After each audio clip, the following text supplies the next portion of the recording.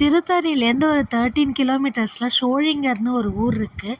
அங்கே நரசிம்மர் கோவில் இருக்குது. அது ரொம்ப ஸ்பெஷல். மலை மேலே இருக்குல்ல, அதுதான். இது ஏறி போகிறதுக்கு 1300 ஸ்டெப்ஸ் இருக்குது.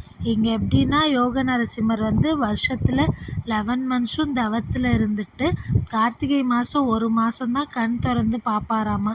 அது நம்ம போய் பார்த்தா ரொம்ப நல்லது அப்படின்னு சொன்னாங்க. ஸோ லாஸ்ட் இயர் நான் போயிட்டு வந்தேன். திரும்ப இந்த இயரும் போனேன். ஃபஸ்ட் டைம் போயிருந்தேன். அதுவும் இல்லாமல் லாஸ்ட் சண்டே லாஸ்ட்டு டே, கார்த்திகையோட லாஸ்ட் டே போகும்போது ரொம்ப கூட்டமாக இருந்தது. சாமி பார்க்குறதுக்கே ஒரு 9 to 10 hours ஆச்சு.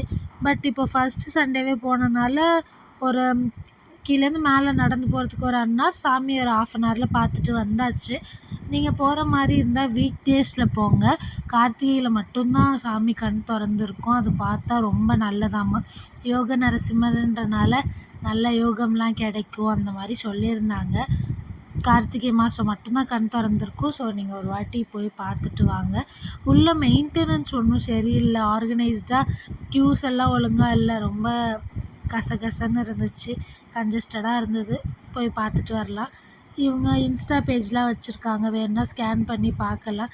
இதுதான் மவுண்டெயினோட டாப் வியூ. யோக நரசிம்மர் மட்டும் பார்த்துட்டு வரக்கூடாதாம்மா. பக்கத்தில் ஒரு குட்டி மலை, அது ஒரு 400 ஸ்டெப்ஸ் இருக்கும். அதில் தான் பெருமாள், ஆஞ்சநேயர், ராமர்லாம் இருப்பாங்க. அவங்களெல்லாம் பார்த்துட்டு வந்தால் இன்னும் ரொம்ப நல்லது அப்படின்னு சொல்லியிருந்தாங்க. ஸோ மறக்காமல் பக்கத்தில் இருக்க அந்த கோவில் பேர் சின்னமலை, அதையும் போய் பார்த்துட்டு வாங்க. இதுதான் சின்னமலையோட வியூ. ரொம்ப நல்லா இருந்துச்சு. அப்புறம் யோக நரசிம்மர்கிட்ட எது வேணாலும் நடக்குமா, நீங்களும் ட்ரை பண்ணுங்கள். பை.